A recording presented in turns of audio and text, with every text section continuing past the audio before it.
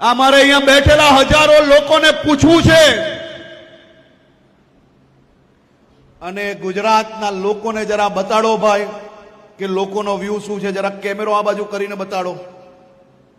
મારે આ અહીંયા બેઠેલા સૌ મારા આદિવાસી ભાઈ બહેનોને પૂછવું છે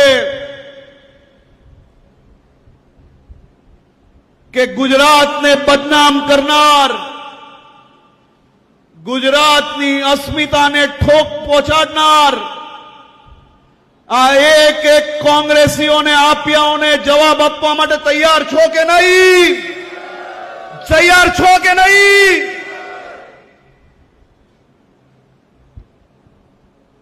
આ દ્રશ્ય જોઈને બાકી બી જે રહ્યા છે ને એ દાહોદ જિલ્લાથી તો ચાલતી પકડી જ લેશે.